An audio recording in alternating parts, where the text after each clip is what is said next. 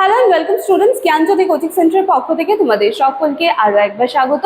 আলোচনা করবো আজকে আমরা কৈশোর হলো ঝড় ঝঞ্ঝা ও টানাপোড়েনের কাল, কেন এরকম বলা হয় এটা নিয়ে ব্যাখ্যা। ঠিক আছে, তো এই হলো আজকে আমাদের ক্লাস বা আলোচনার বিষয়। এছাড়া সমস্ত রকমের ইনফরমেশন কিন্তু এখানে তোমরা দেখতেই পাচ্ছ। বোর্ডের কর্নারে দুটো কন্ট্যাক্ট নাম্বার রয়েছে, এই নাম্বার দুটি হলো আমাদের জ্ঞানজ্যোতি কোচিং সেন্টারের অফিসিয়াল হেল্পলাইন নাম্বার। যে কোনো একটি নাম্বারে কল করে তোমরা কিন্তু সরাসরি আমাদের সাথে যোগাযোগ করে নিতে পারছো। এই হচ্ছে পুরো বিষয়। ঠিক আছে, চলো তাহলে এবার দেখি কি বলছে।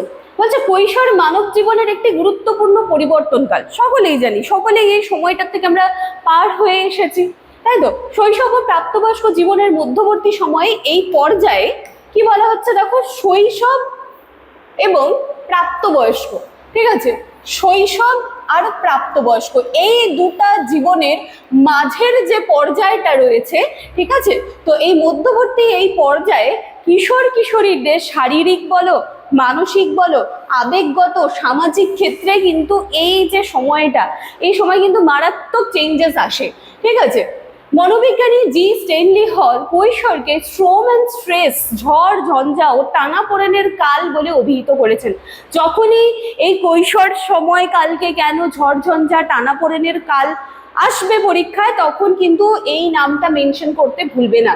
ঠিক আছে, তার মধ্যে এই সময় কিশোর কিশোরীরা নানান ধরনের দ্বন্দ্ব, অস্থিরতা, মানসিক চাপের মধ্যে দিয়ে যায়।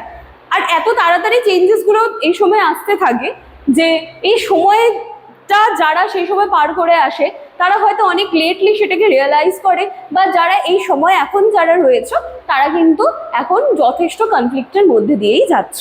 ঠিক আছে, কেন কৈশোরকে ঝড় ঝঞ্ঝা টানাপোড়েনের কাল বলা হয়? দেখো, সবার প্রথমে তো শারীরিক পরিবর্তন শুরু হয়। ঠিক আছে, কৈশোরে বয়ঃসন্ধির সূচনা হয়। এই সময় উচ্চতা বৃদ্ধি, ওজন বৃদ্ধি, কণ্ঠস্বরের পরিবর্তন হয়ে যাচ্ছে, যৌন বৈশিষ্ট্যের বিকাশ, সমস্ত কিছু কিন্তু খুব তাড়াতাড়ি হয়। এত তাড়াতাড়ি চেঞ্জেস হয় যে এই সময় কিশোর কিশোরীরা কিন্তু মানিয়ে নেবে কখন সেটাতেই তারা কিন্তু সবসময় কি বলবো যে তার ট্যাঙ্গেলড হতে থাকে এই সময়টায়। ঠিক আছে, আবেগগত অস্থিরতা। কৈশোরে আবেগ অত্যন্ত তীব্র হয়। সামান্য বিষয়ে দেখা যায় যে অল্পতেই ভীষণ ইমোশনাল হয়ে যাচ্ছে, অল্পতেই খুব খুশি হয়ে যাচ্ছে, ঠিক আছে, অল্পতেই রেগে যাচ্ছে, যে মুড সুইংস এটা খুব বেশি দেখা যায়। তারপর হচ্ছে আত্মপরিচয়ের সংকট, মানে আমি কে, আমার ভবিষ্যৎ কি হবে, সমাজে আমার জায়গা কি, বা সমাজে আজকে আমার মানে কি বলবো যে পরিচয় কি, এইগুলো নিয়ে সময় কিন্তু খুব ভাবনা চিন্তা শুরু হয়ে যায়।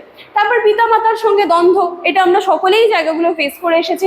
এই সময় স্বাধীনতার আকাঙ্ক্ষা বৃদ্ধি পায়, যে আমি বড় হয়ে গেছি, কেন আমাকে একা কোথাও যেতে দাও না, আমার তো একটু ফ্রিডমের দরকার, এরকম একটা স্বাধীনতা। ঠিক আছে, তারপর হচ্ছে সমবয়সী গোষ্ঠীর প্রভাব। এই সময় দেখবে যে এই সময়টা স্পেশালি বন্ধুদের খুব ইম্পর্টেন্স কিন্তু আমাদের জীবনে বেড়ে যায়।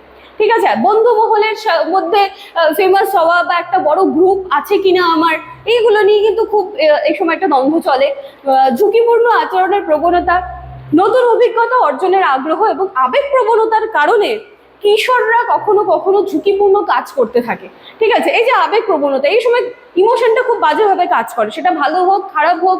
ঠিক আছে, তো এই সব কিছু মিলেই কিন্তু এই যে অ্যাডোলেসেন্স পিরিয়ড যেটা আছে, দেখো এখানে ছবিগুলো দেখো, দেখতেই পাচ্ছ।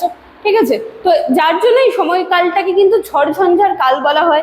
এই সময় যেমন পিতামাতার ভূমিকা রয়েছে, সেই সময় মানে একই সাথে কিন্তু শিক্ষক শিক্ষিকাদেরও ভূমিকা রয়েছে।